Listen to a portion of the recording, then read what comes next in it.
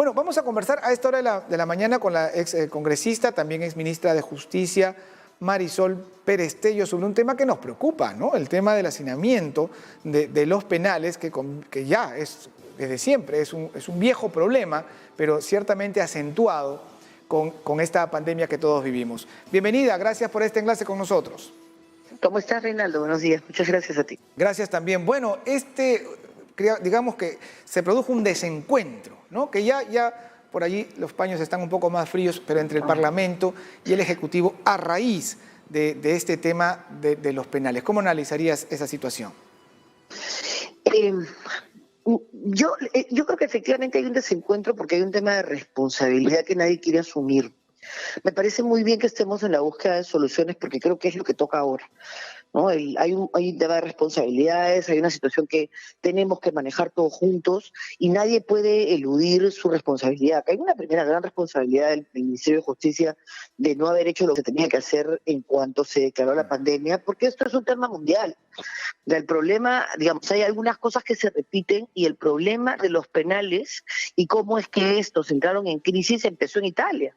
Desde los primeros días se sabía que la concentración de gente en una forma en la que era imposible el aislamiento terminaba generando una ola de contagios.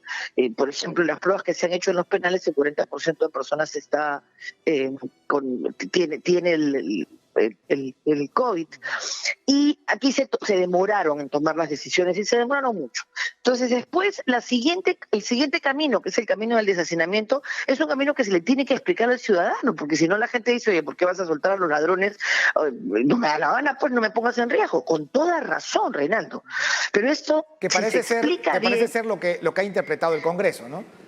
Lo que ha interpretado en realidad la ciudadanía, porque es lo fácil, porque si la gente no te explica, oye, a ver, un ratito, hay 100.000 presos, de esos 100.000 presos, la tercera parte, o sea, estoy hablando de números gruesos, por supuesto, porque son 97.000, pero 30.000 no tienen sentencia, o sea, no son necesariamente responsables, son personas que estaban en un proceso de investigación.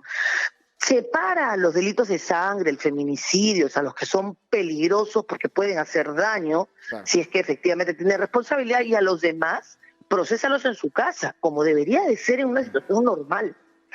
O sea, en una situación normal, tú solo deberías de mandar a la cárcel en un proceso de investigación a quien representa un peligro para la sociedad inminente, no a un delito culposo, no a un omiso de la asistencia familiar, no a alguien que no representa peligro, más allá de que tenga que asumir una responsabilidad, claro, penal por algo que haya hecho. Entonces, si tú no explicas eso, la gente se imagina que va a salir a la calle alguien que ha cometido una violación de un menor, algún terrorista, algún narcotraficante grandazo, y ese no es el espíritu. El espíritu es dejarlos a esos en el penal y sacar a los que no son peligrosos para evitar, primero, que se mueran, y segundo, que se propague el virus, porque todo el mundo cree que esto es un tema de dentro del penal.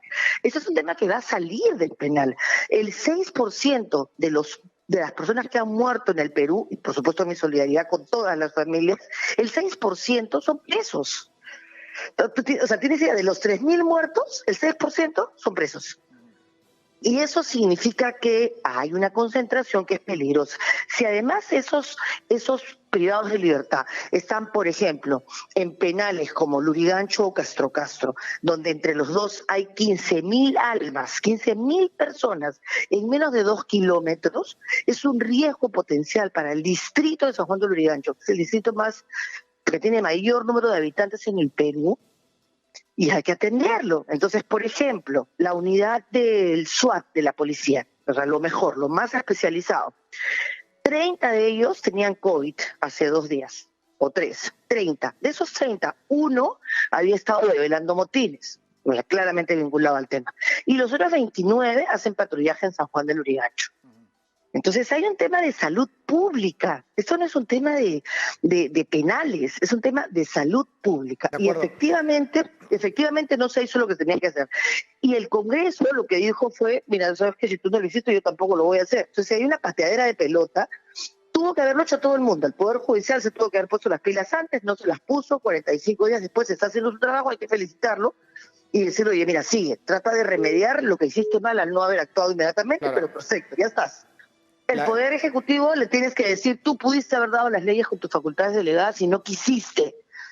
No quisiste, asume esa responsabilidad y ahora, bueno, vuelve a pedirlas y tu Congreso, déjate de majaderías y haz tu tarea tú también, pues porque tienes que asumir algo de riesgo. Nadie quiere asumir el costo político, Reinaldo. Claro, ese es el problema, ¿no? Que el cálculo político, y en este año aparentemente electoral entre comillas, ¿no? Porque la gente no está pensando en eso propiamente, pero los políticos probablemente sí. Y entonces en ese cálculo dicen este es un tema que la gente no va a comprender, mejor ahí nomás.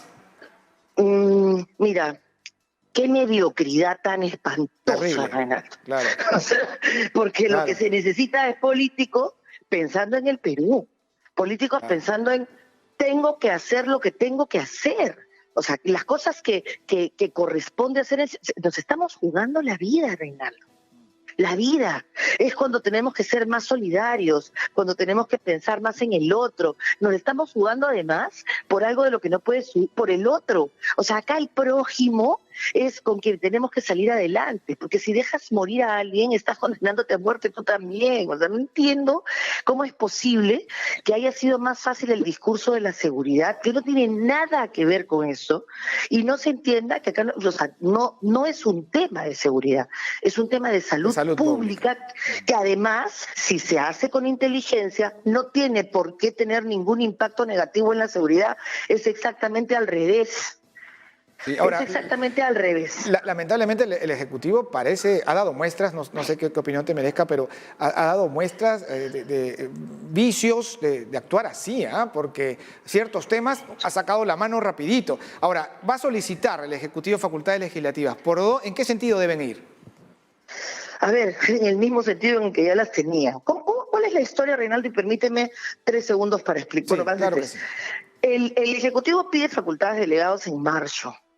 Y en ese momento pide expresamente, y yo lo tengo que decir, que se permita variar la situación jurídica de los privados de libertad y se lo niegan. O sea, ahí hay una primera responsabilidad del Congreso que hay que decir. El Congreso se lo niega. Estas facultades eran por 45 días que vencían el 10 o el 11 de mayo.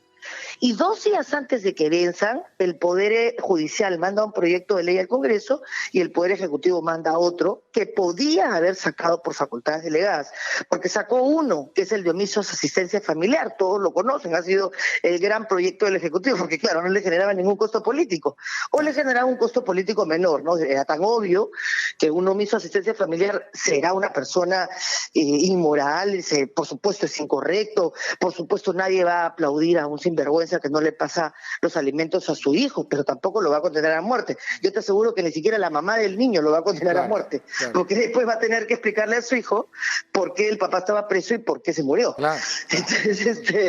Entonces, eso era muy popular, entonces arreglaron una norma que estaba mal hecha para que funcionara. Con los mismos argumentos que utilizaron para eso, pudieron haber hecho lo demás, conversión de pena y corregir procedimientos, porque solamente les habían negado un tema de liberación. O sea, sí se pudo haber hecho si se tuviera un poco de valor, si se tuviera el coraje de hacer lo que se tiene que hacer y si finalmente se entendiera que esto no es un tema de costo político, porque de todas maneras va a pasar lo que está pasando hoy día, que los penales se van a convertir en un foco infeccioso, que vas a arriesgar a la gente por motines. Mira, yo no tengo la data hoy, porque acá la data, como es medio oscura, uno no termina de entender, salvo quiénes son hombres y quiénes son mujeres, el tema de los números que se dan con el tema de transparencia en COVID.